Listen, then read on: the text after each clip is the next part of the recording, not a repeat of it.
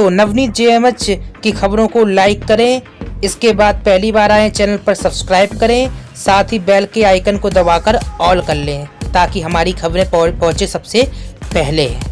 नमस्कार, स्वागत करता हूं आप सभी लोगों का आपके अपने चैनल में, इसका नाम है नवनीत जेएमएच। आंगनबाड़ी बहनों से जुड़ी हुई तमाम खबरों पर हम डिस्कशन करेंगे, बातचीत करेंगे और हकीकत बताएंगे आपको बता दें, नवनीत जेएमएच एकमात्र ऐसा चैनल है जो आपको लाइव दिखाता है, यानी कि किसी भी तरीके से झूठी खबरें हम प्रसारित नहीं करते हैं। साथ ही फेक खबरों का खंडन भी करते हैं, जो भी झूठी खबरें प्रसारित करते हैं और उनका खंडन हम स्पष्ट तौर पर करते हैं। आपको बता दें, आंगनबाड़ी बहनों से जुड़ी हुई लगातार सच्ची सटीक खबरें हम बताते रहते हैं। इसी के साथ ही आपको जानकारी दे दें, देश भर की आंगनबाड़ी बहनों की आवाज हम उठाते हैं, पार्टिकुलर किसी राज्य या जिले की बात नहीं करते हैं। सभी देश की आंगनबाड़ी बहनें जितनी हैं, उनकी सभी की मांगे एक ही है, राज्य कर्मचारी का दर्जा दिया जाए। चूंकि राज्य कर्मचारी का दर्जा किसी भी राज्य में आंगनबाड़ी बहन को नहीं मिला हुआ है, इसी कारण से प्रमुख तौर पर हमारी ये मांग रही है और अभी भी लगातार इसी मांग को लेकर हम मुद्दा उठा रहे हैं। सहमत हैं आप हमारी बातों से तो ये लाइक करिएगा, और आंगनबाड़ी बहन आप किसी भी राज्य की, किसी भी जिले की, उस चैनल को सब्सक्राइब करके बेल को दबा लीजिए ताकि आपको खबरें मिलती रहे। शुरुआत करते हैं, पहले तो आपको बता देते हैं इस न्यूज में हम आपको क्या क्या बताने वाले, कौन कौन सी बड़ी बड़ी खबरें आ रही हैं। आपको बता दें, आंगनबाड़ी कार्यकर्ता का धरना हुआ है, उसको लेकर बताएंगे खबर। और इसी के साथ ही आपको बताएंगे, इमरती देवी बाल विकास मंत्री मध्य प्रदेश का एक बड़ा बयान निकल कर आया है, ये बयान आपको सुनना चाहिए। साथ ही आपको बताएंगे 4 तारीख को पंजाब की हजारों वर्कर जो है सोनिया गांधी को चिट्ठी लिखेंगे, क्या लिखेंगे ये भी जानेंगे।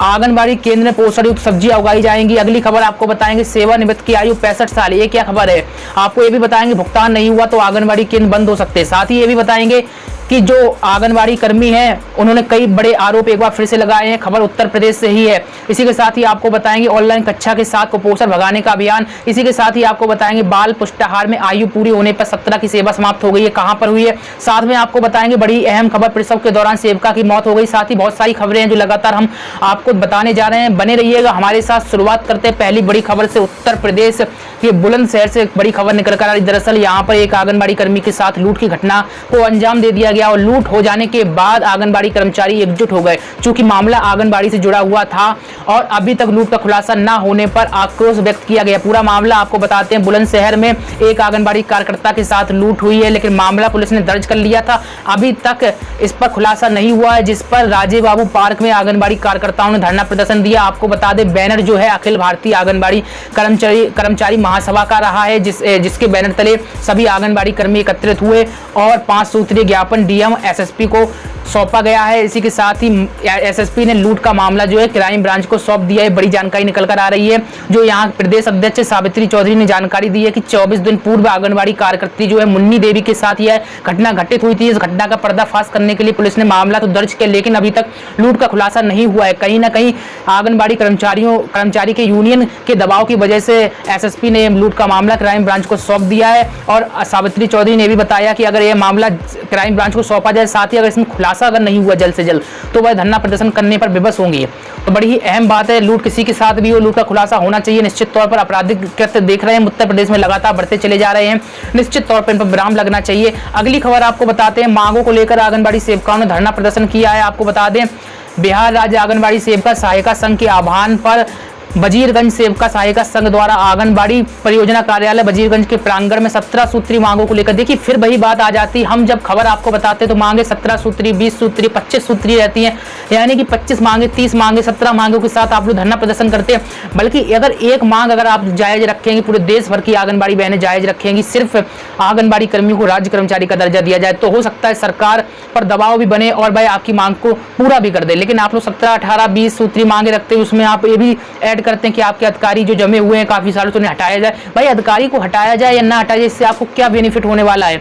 अगर आप राज्य कर्मचारी का दर्जा प्राप्त कर जाएंगे तो आपको पेंशन नहीं मिलेगी, तो कम से कम एक मुश्त राशि तो मिलेगी, सभी समस्याएं आपकी सॉल्व हो जाएंगी। लेकिन आप लोग हैं जो 17 सूत्री, 20 सूत्री मांगे रखते हैं, इस संगठन का दायित्व है कि 1-2 सूत्री मांगों को लेकर अभियान चलाया जाए।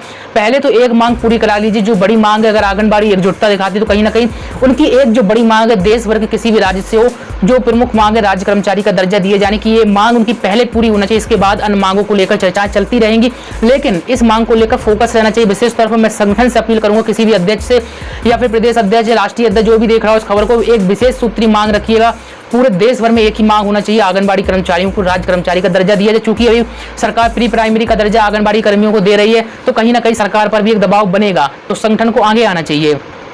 आपको बता दें 17 सूत्री मांगों को लेकर बिहार में प्रदर्शन हुआ और सांकेतिक हड़ताल के दौरान 50 की संख्या में आंगनबाड़ी सेविकाओं द्वारा परियोजना कार्यालय के समक्ष धरना प्रदर्शन किया गया और सोशल डिस्टेंसिंग का पालन किया गया है। और इस मौके पर सुधा देवी, रागिनी, मिनिता, सुरेता कुमारी सहित सैकड़ों आंगनबाड़ी कर्मचारी मौजूद रहे। इसी के साथ ही टिकारी में आशा कार्यकर्ताओं ने भी धरना प्रदर्शन किया, उनकी भी 5 सूत्री मांगे हैं। अगली खबर आपको बताते जाइएगा मत, नहीं बहुत अच्छी खबरें आपको मिलेंगी, लेकिन कुछ ऐसी खबरें भी हम बताएंगे जो काफी आपको चौंकाने वाली लगेंगी। निश्चित तौर पर क्या हो रहा है क्या नहीं हो रहा है, आंगनबाड़ी बहनों के साथ कैसा बर्ताव हो रहा है। नवनीत जेएमएच विशेष तौर पर आंगनबाड़ी बहनों की खबरें दिखाता है।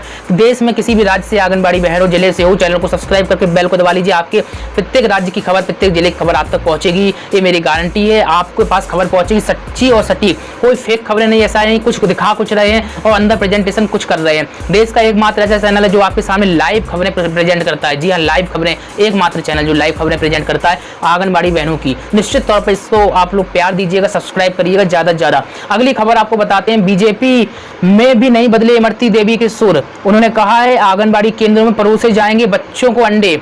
देखिए खबर तो पहले हम आपको बताते हैं मध्य प्रदेश की, इमरती देवी मध्य प्रदेश की बाल विकास मंत्री। लेकिन अहम बात यह है कि अंडे का विरोध जब कांग्रेस की सरकार थी तब अंडे का विरोध चल रहा था, लेकिन अंडे का विरोध क्यों हो रहा है? दरअसल आंगनबाड़ी केंद्रों में अंडे प्रस्तुत किए जाएंगे, यानी परोसे जाएंगे। अब जो बच्चे अंडे नहीं खाते हैं तो वो अंडे क्यों लेंगे, और इससे निश्चित तौर पर बच्चों में दिक्कत होगी। पहले तो खबर आपको बताते हैं, दरअसल खबर है क्या आपको बता दें। भोपाल से खबर है, पूर्व के कमलनाथ सरकार में बाल विकास मंत्री इमरती देवी अब बीजेपी में आ गई हैं। पहली बात तो ये सुन लीजिए, ज्योतिरादित्य सिंधिया के साथ इमरती देवी ने भी पार्टी छोड़ दी थी। शिवराज सरकार में भी इमरती देवी के पास महिला बाल विकास मंत्रालय की जिम्मेदारी है, यानी कि दोनों में ही विभाग उनके पास एक ही है। कमलनाथ की सरकार में रहते हुए इमरती देवी ने आंगनबाड़ी केंद्रों में बच्चों को अंडा परोसने को लेकर फैसला लिया था। इस फैसले पर एमपी का सियासी पारा चढ़ गया था। उस समय इतना ज्यादा विरोध हुआ था, जेएमएच न्यूज चैनल के माध्यम से हमने उस विरोध को भी आपके सामने प्रेजेंट किया था। अब इमरती देवी भाजपा में है, यानी कि भारतीय जनता पार्टी, लेकिन उनके सुर नहीं बदले हैं। कुपोषण दूर करने के लिए मंत्री इमरती देवी का बयान आया। उनका कहना है कि बच्चों के आंगनबाड़ी केंद्रों में अंडा परोसे जाएंगे। इसी के साथ ही उन्होंने साफ किया है कि अंडा सिर्फ उन्हीं बच्चों को दिया जाएगा जो अपने घरों में खाते। अंडा नहीं खाने वाले छात्रों को सेव और केला दिया जाएगा। इमरती देवी ने यह भी कहा है कि कमलनाथ सरकार में भी यह मुद्दा मैंने उठाया था, अब शिवराज सरकार में फिर से कैबिनेट की बैठक में इस मुद्दे को उठाया जाएगा। जो बच्चे अधिक कुपोषित हैं उनको दिए प्रोटीन के लिए अंडे, लेकिन अंडे से होता है प्रोटीन ज्यादा आता है। लेकिन इस अंडे का विरोध हो रहा था, कुछ संत समाज के लोग थे, जैन समाज के लोग थे, वो विरोध कर रहे थे। उनका कहना था कि अंडे प्रस्तुत ना किए जाए, लेकिन फिर भी सरकार मध्य प्रदेश की नहीं मानी थी और एक बार फिर से ये मामला आ गया है। अभी भी इमरती देवी जो बाल विकास मंत्री मध्य प्रदेश, उनका स्पष्ट तौर पर कहना है कि अंडा बंद नहीं किया जाएगा। जो घर में अंडे बच्चे खाएं उनको अंडे दिए जाएंगे और जो बच्चे अंडे नहीं खाते उनको फल दिए जाएंगे। स्पष्ट तौर पर यह कहना है। आपको बता दें उन्होंने ये भी बताया कि मैं प्रदेश के बच्चों को स्वस्थ देखना चाहती हूँ, ये रटाया बयान है और आंगनबाड़ियों को ठीक करने के लिए प्रयास किए जा रहे हैं, जिसका परिणाम आने वाले समय में देखने को मिलेगा। देखते हैं भाई आने वाले समय में मध्य प्रदेश में आंगनबाड़ी बहनों की स्थिति कितनी अच्छी होती। कि इमरती देवी कह रही है कि आने वाले समय में देखने को मिलेगी मध्य प्रदेश में आंगनबाड़ी बहनों की स्थिति। ठीक है, समय ही बताएगा। बीजेपी ने कहा था कि कमलनाथ सरकार धार्मिक भावनाओं से खिलवाड़ कर रही है। अब देखना है कि बीजेपी की इमरती देवी के बयान पर क्या प्रतिक्रिया आती है। आपको बता दें भाजपा पहले विरोध कर रही थी कांग्रेस सरकार जब थी, लेकिन अब इमरती देवी ने कहा अंडे अभी भी बरकरार रहेंगे। अब भाजपा का क्या रिएक्शन होता है, क्योंकि अब उनकी ही सरकार है, उनकी सरकार में ये मंत्री हैं। हालांकि पहले कांग्रेस की तब भी ये मंत्री थी, आज भी ये मंत्री है मध्य प्रदेश में। तो निश्चित तौर पर ये रिएक्शन जानना बहुत ही जरूरी होगा। भाजपा के नेताओं के लिए भी खबर कहीं ना कहीं बयान बहुत ही बड़ा है, क्योंकि मंत्री इमरती देवी डबरा सीट से विधायक थी। विधायकी से इस्तीफा देकर उन्होंने कांग्रेस को छोड़ दिया। अब डबरा सीट पर उपचुनाव है। ऐसे इमरती देवी का दावा है कि वहां की जनता एक बार फिर से मुझे चुनेगी और इसी के साथ ही उनका यह भी कहना है कि वो ज्यादा मतों से जीतेंगे। कहीं ना कहीं अपनी अपनी जीत का दावा हर कोई करता हो, करना भी चाहिए, क्योंकि लोकतंत्र में सभी लोग अपने अपने दावे कर सकते हैं। तो क्या कहते हैं इमरती देवी अभी भी अंडे की बात पर जमी हुई है। क्या अंडा आंगनबाड़ी केंद्रों पर बच्चों को परोसा जाना चाहिए या फिर नहीं? अगर समर्थन करते हैं तो यस, विरोध करते हैं तो नो। दोनों ही प्रतिक्रियाएं आप दोनों में से एक कमेंट में जरूर लिखिएगा। अगली अहम खबर आ रही है जो आपको बताते हैं, बड़ी अहम खबर है। ऑल पंजाब आंगनबाड़ी कर्मचारी यूनियन, पहले तो यूनियन का नाम बता दिया हमने, 4 को पंजाब की हजारों आंगनबाड़ी वर्कर व हेल्पर सोनिया गांधी को चिट्ठियां भेजेंगी। अब चिट्ठी में क्या होगा पहले आपको बताते हैं। पंजाब की आंगनबाड़ी बहनें ध्यान दें, यहाँ का जो यूनियन है राज्य महिलाओं पर किए जा रहे जुर्मों के खिलाफ आवाज उठाएगा और ये मसला जो है अब दिल्ली तक पहुंचाने का काम किया जाएगा। आपको बता दें पीड़ित महिलाओं को इंसाफ दिलाया जाए, इसकी मांग होगी। और जो यूनियन की नेता है रेशमा रानी, इन्होंने जानकारी दी है। साथ ही बताया कि 4 सितंबर को हजारों आंगनबाड़ी वर्कर और हेल्पर कांग्रेस प्रधान सोनिया गांधी के नाम चिट्ठी लिखकर भेजेंगी और पंजाब के मौजूदा हालातों के बारे में अवगत कराएंगी। हालांकि हालात कैसे सभी को पता होता है, लेकिन फिर भी आंगनबाड़ी बहनें अपने हाथों से चिट्ठी लिखेंगी, जो भी मामला है, जो भी राज्य में हलचल चल रही है उसके बारे में अवगत कराएंगी। अब ये देखते हैं कि क्या आंगनबाड़ियों की समस्याओं को बताएंगी या फिर नहीं। इसी के साथ ही देखिए 3 सितंबर को राज्य भर में डीसी को यूनियन का 21 सदस्यीय विशिष्टमंडल मांग पत्र देगा और यह मांग पत्र गृह मंत्री, भारत सरकार, मुख्यमंत्री पंजाब, डीजीपी पंजाब और मानव अधिकार कमीशन पंजाब के नाम से होगा। आपको जानकारी दे दें, कानून नाम की कोई चीज नहीं है, आंगनबाड़ी यूनियन का कहना है। पुलिस भी सियासी साहब पर धक्केशाही कर रही है। आपको बता दें धक्केशाही होती है और वहीं पर पुलिस उल्टा पर्चा दर्ज कर रही है, परंतु जहां कोई पर्चा नहीं बनता वहां पुलिस संगीन धाराओं में पर्चा काट रही है। ये आरोप लगाए जा रहे हैं आंगनबाड़ी यूनियन द्वारा। इसको लेकर सोनिया गांधी को पत्र लिखा जाएगा और देखते हैं उसके बाद क्या कार्रवाई होती है, क्या फैसले लिए जाते हैं पंजाब में। बड़ी ही इंपॉर्टेंट खबर अगली हमें देखने को मिल रही। अब आंगनबाड़ी केंद्रों में ही उपजेगी पोषण युक्त सब्जियां।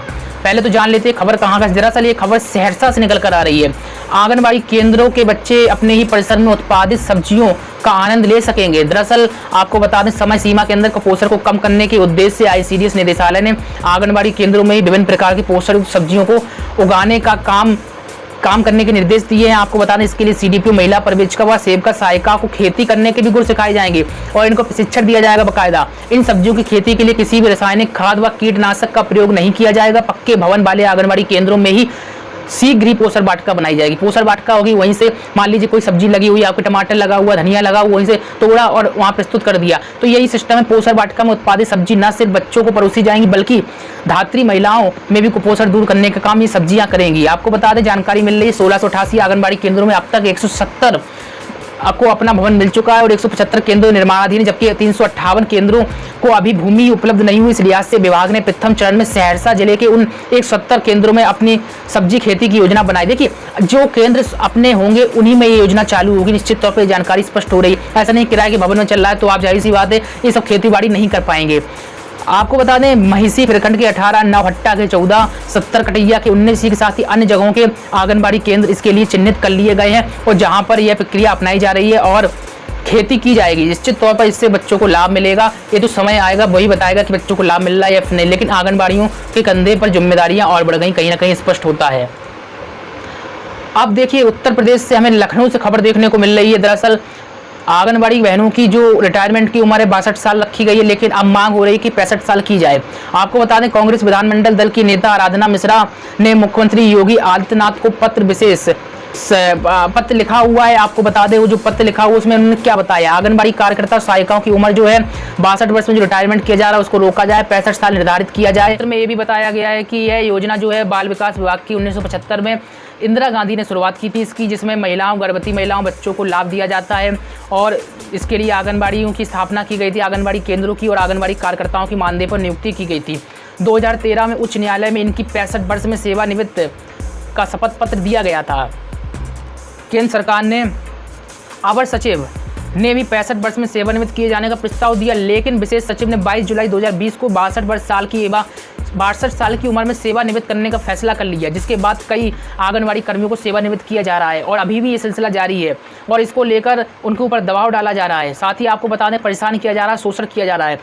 इसी के साथ ही उनका ये भी कहना है, इस समय प्रदेश में 3,54,000 से ज़्यादा आंगनबाड़ी मिनी और कार्यकर्ता हैं। कई आंगनबाड़ी केंद्रों पर पद रिक्त हैं और एक आंगनबाड़ी कार्यकर्त्री को 2-2, 3-3 केंद्रों का प्रभार दे दिया गया। ऐसी स्थिति में केंद्र संचालन ने निश्चित तौर पर यह बाधा आएगी। आपको बता दें, कांग्रेस विधानमंडल नेता जो है आराधना मिश्रा, इन्होंने स्पष्ट तौर पर कहा जो आंगनबाड़ी बहनों की रिटायरमेंट की उम्र है वो उच्च न्यायालय जो है वो भी सपोर्ट करता है कि अब 62 वर्ष नहीं 65 वर्ष रखी जानी चाहिए। सहमत है तो 65 वर्ष जरूर लिखिएगा। अगर आप 62 लिखते हैं तो मैं समझूंगा कि 62 वर्ष में आप सहमत है। अगर आप 65 लिखते हैं तो 65 कमेंट में जरूर लिखिएगा, तो हम समझेंगे 65 वर्ष में आप लोग चाहते हैं कि रिटायरमेंट आंगनबाड़ी बहनों का हो। और इसी को लेकर संगठन भी लगातार प्रदर्शन कर रहे हैं, आक्रोश जता रहे हैं। निश्चित तौर पर आंगनबाड़ी बहनों की उम्र अगर 65 वर्ष रिटायरमेंट की तो होनी ही चाहिए और इसको लेकर कांग्रेस सहित अन्य जो दल हैं वह भी मांग कर रहे हैं। आपको बता दें, भुगतान नहीं हुआ तो आंगनबाड़ी केंद्र बंद हो जाएंगे। अब कहाँ का मामला है पहले जान लेते हैं। दरअसल उत्तराखंड के देहरादून से खबर मिल रही है, आंगनबाड़ी कर्मचारी पंचायत की बैठक में आंगनबाड़ी कार्यकर्ताओं ने समय पर मानदेय और भवन का किराया नहीं मिलने पर रोष जताया और कहा कि अगर किराया अब भी नहीं मिला तो आंगनबाड़ी केंद्र जो है बंद हो जाएंगे। निश्चित तौर पर बिना किराए की जाहिर सी बात है कोई भी केंद्र नहीं चलता। भवन स्वामी जो है उनको तो हर महीने रुपए चाहिए। आंगनबाड़ी मैंने चाहे अपनी तनख्वाह से दे चाहे कहीं से भी दे, लेकिन उनको रुपए चाहिए, क्योंकि कोई अपना भवन ऐसे किराए पर नहीं चलवा सकता है। और इसको लेकर उत्तराखंड आंगनबाड़ी कर्मचारी पंचायत की अध्यक्ष धनवती चौहान ने कहा कि आंगनबाड़ी कार्यकर्ता फ्रंट लाइन वर्कर के तौर पर कोविड ड्यूटी में जुटे हुए हैं। इसके बावजूद विभाग आंगनबाड़ी कार्यकर्ताओं को समय पर वेतन और इसी के साथ ही कमरे का किराए का भुगतान नहीं कर रहा है। आंगनबाड़ी केंद्रों के भवन को लेकर 1 से लेकर 2 साल तक किराया लंबित है। ये देखिएगा, किराया देखिए कितना ज़्यादा लंबित है।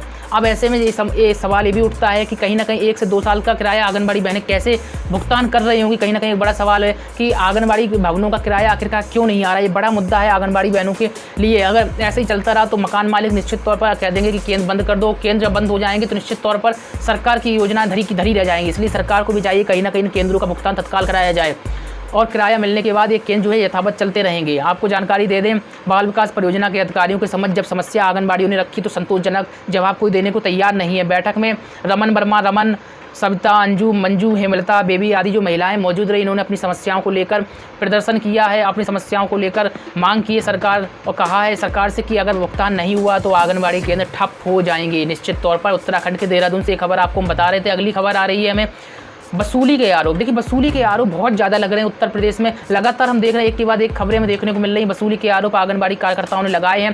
देखिए हरदोई से मामला है। महिला आंगनबाड़ी कर्मचारी संघ के बैनर तले आंगनबाड़ी कार्यकर्ताओं ने कलेक्ट्रेट में विरोध प्रदर्शन किया और जिला प्रशासन को ज्ञापन सौंपा है। और बता दें जिसमें विभागीय जिम्मेदारों पर प्रति आंगनबाड़ी 2000 रुपये वसूलने का आरोप लगाया। और उस पर देखिए आंगनबाड़ी कर्मी वैसे भी ऊँट के मुंह में जीरा समान वेतन प्राप्त करती है। इसके बावजूद भी 2-2 हज़ार रुपये उनसे ले लिए जाएंगे। 5500 रुपये उनको वेतन मिलता है। 5500 में से 2000 चले गए तो कितना बचा उनके पास, और वो भी वेतन समय पर नहीं आता। इसके बावजूद भी 2000 रुपये अधिकारियों द्वारा ले लिए जाते हैं। और इसके आरोप हम नहीं लगाए, स्वयं आंगनबाड़ी बहनें लगा रही हैं। उनका आरोप है और जिला प्रशासन को उन्होंने ज्ञापन भी पत्र भी सौंपा, शिकायत की है निश्चित तौर पर। पहले तो हम आपको बता दें शिकायत क्या है।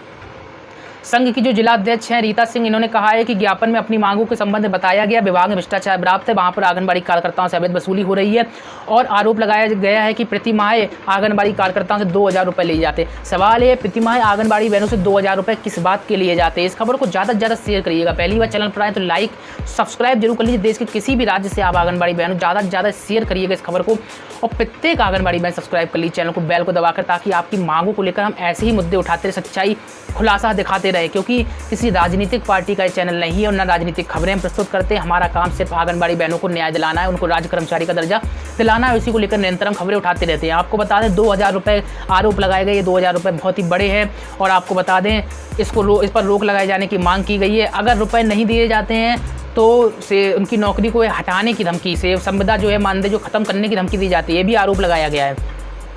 आपको बता दें अध्यक्ष ने बताया है कि कोरोना संक्रमण के दौरान आंगनबाड़ियाँ ड्यूटी कर रही हैं, ना उनको मास्क दिए गए, ना पीपीई किट दी गई। बड़ा सवाल है। इसी के साथ ही बहुत ही अहम जानकारी ये भी निकल रही है कि कई आंगनबाड़ी कार्यकर्ता संक्रमित हो चुके, इसके बावजूद उन्हें सुरक्षा किट उपलब्ध नहीं कराई गई। अभी हाल ही में हमने आपको एक खबर दिखाई थी कि एक आंगनबाड़ी बहन के साथ कितना बुरा हुआ, उसकी मौत हो गई। एक सोशल मीडिया पर वीडियो वायरल हो रहा है कि अस्पताल में उसको बेड नसीब नहीं हुआ, ज़मीन में बैठी थी। और बताया ये भी जा रहा है कि जो वीडियो वायरल हुआ उसी आंगनबाड़ी महिला का कार्यकर्ता का है। निश्चित तौर पर अगर उस खबर को नहीं देखा तो एंड में उसकी लिंक मिलेगी या फिर आई बटन में भी लिंक मिलेगी। उस खबर को देखिएगा, समझिएगा किस तरीके से बर्ताव हुआ है। और जिला स्तर पर जो अस्पताल बनाए, कोविड वार्ड बनाए गए हैं, बहुत ही ज़्यादा लापरवाही बरत रहे हैं और ऐसे चिकित्सकों के खिलाफ इनके ऊपर गैर इरादतन हत्या का भी मुकदमा दर्ज होना चाहिए निश्चित तौर पर। तभी इनको सबक अच्छे से मिलेगा, क्योंकि इनके ऊपर बड़ी जिम्मेदारी है। इसके बावजूद भी लापरवाही देखने को मिल रही है। ऐसा नहीं कि पार्टिकुलर किसी एक ही जिले से देखने को मिल रही है, विभिन्न जिलों से लापरवाही देखने को मिल रही है, लेकिन हालात नहीं सुधर रहे हैं। आपको बता दें इसी के साथ ही और भी अहम जानकारी है। सरकार ने 60 वर्ष की आयु पूरी कर चुके 62 वर्ष की, यहाँ पर 60 इन्होंने कहा लेकिन 62 मानिएगा, आंगनबाड़ी कार्यकर्ताओं को हटा दिया है उनके कोरोना काल में जब तक सक्षम में कार्य करने की अनुमति दी जाए। ये तो वैलिड रीजन है, क्योंकि जब तक वो अभी काम कर रहे हैं, जैसे जो आंगनबाड़ी कर्मी काम करने में बिल्कुल सक्षम नहीं, उनको तो ठीक है, लेकिन तब भी एक मुश्त राशि आप दे सकते हैं। फिर भी 10 लाख नहीं तो 5 लाख राशि तो देना ही चाहिए। सहमत है तो यस लिखिएगा। अगली खबर आपको बताते हैं, ऑनलाइन कक्षा के साथ कुपोषण भगाने का अभियान, आंगनबाड़ी कार्यकर्ता व सहायिकाएं जाएंगी घर घर। मतलब एक के बाद एक काम आंगनबाड़ी बहनों को दिया जा रहा है। किसी भी राज्य सरकार किसी भी राज्य की राज्य सरकार वो आंगनबाड़ी बहनों को लगातार काम दे रही है, लेकिन वेतन के नाम पर बात मत करो। पहले तो आपको खबर बताते हैं, शिमला से ये खबर है। कुपोषण दूर भगाने के लिए पहली बार ऑनलाइन कक्षाओं के माध्यम से जागरूकता अभियान चलाया जाएगा। बाल विकास विभाग ने शिक्षा विभाग के साथ कार्यक्रम तय कर लिया है। 1 सितंबर से पोषाहार दिवस मनाया जाएगा और इस दौरान प्रदेश के करीब 18,925 आंगनबाड़ी कार्यकर्ता सहायिकाएं घर घर जाकर आंगनबाड़ी केंद्र आने वाले महिलाओं को जागरूक करेंगे। प्रदेश की 40% महिलाएं जो हैं माँ तक के बच्चों का स्तनपान नहीं करवाती, जबकि माँ का दूध बच्चे के लिए बहुत ही इंपॉर्टेंट होता है। जागरूकता अभियानों के बावजूद केवल 70% महिलाएं जन्म के पहले 1 घंटे में स्तनपान करवाती हैं। ये बयान निकल कर आ रहा है। पोषाहार माह के दौरान ऐसी माताओं को जागरूक किया जाएगा। प्रदेश में करीब 72 लाख की जनसंख्या है। शिमला की खबर आपको बता रहे हैं। स्वास्थ्य विभाग की ओर से किए गए निरीक्षणों व अस्पतालों में उपचार के लिए आने वाले बच्चों के आधार पर सामने आया कि करीब 30% बच्चे जंक फूड के कारण कुपोषण की मार झेल रहे हैं और इसको लेकर प्रचार प्रसार किया जाएगा। आपको बता दें, समेकित बाल विकास योजना के तहत ऐसे बच्चे जिन्हें देख रेख और संरक्षण की आवश्यकता है उन्हें बाल विकास सुरक्षा योजना के तहत बालक बालिका आश्रम में रखा जाता है और इस यहाँ पर इन्हें मुफ्त शिक्षा, भोजन और स्वास्थ्य सुविधाएं दी जाती है। पहली से 8वीं तक कक्षा के बच्चों के लिए सरकारी स्कूलों में मिड डे मील योजना है जो उन्हें दोपहर को भोजन परोसने का काम करती है, यानी भोजन देती है। आपको बता दें, स्कूल हेल्थ कार्यक्रमों में बच्चों की निःशुल्क स्वास्थ्य की जाँच भी की जाती है। तो बड़ी और अहम खबर शिमला से ये है कि ऑनलाइन कक्षा के साथ कुपोषण भगाने का अभियान चलेगा और इसी के साथ ही कार्यकर्ता व सहायिकाएं घर घर जाकर जागरूक करेंगी। तो कहीं ना कहीं कोरोना में भी आंगनबाड़ी कर्मियों की ड्यूटी लगा दी गई। अगली खबर आपको बता देते हैं, उत्तर प्रदेश के एटा में 17 आंगनबाड़ी कर्मियों की और सेवा समाप्त कर दी गई है। कंडीशन वही है, 62 वर्ष की आयु पूरी कर चुकी थी। आपको बता दें, ये लास्ट खबर जो है बिहार के मुजफ्फरपुर से निकल कर आ रही है। लापरवाही देखने को मिली है। भलुरा पंचायत की मिसरौलिया गाँव के वार्ड 7 में कार्यरत सेविका की सोमवार को मौत हो गई। वह गांव में मिल्लत हुसैन की पत्नी थी। वार्ड सदस्य मोहम्मद शौकत ने बताया कि प्रसव के दौरान उसकी मौत शहर के निजी अस्पताल में हुई है और उसे 2 बच्चे पहले से ही। आंगनबाड़ी सेविका सहायिका संघ की अध्यक्ष संजू कुमारी ने शोक जताया है और सरकार से मुआवजे की मांग की है। तो ये तो आंगनबाड़ी बहनों से जुड़ी हुई देश भर के विभिन्न राज्यों से बड़ी बड़ी खबरें आई थी, लगातार हमने दी हैं। अगर आपको हमारी खबरें अच्छी लगती हैं तो कमेंट में गुड जरूर लिखिएगा। अगर आपको कोई दिक्कत है तो आप हमें बैड लिख सकते हैं या सुझाव दे सकते हैं। और ज़्यादा खबरों के लिए बने रहिएगा इस चैनल के साथ। लाइक शेयर सब्सक्राइब करके बेल को दबा लीजिए ताकि आपको नोटिफिकेशन मिलती रहे। मिलते हैं आपसे फिर नई अपडेट में। नमस्कार।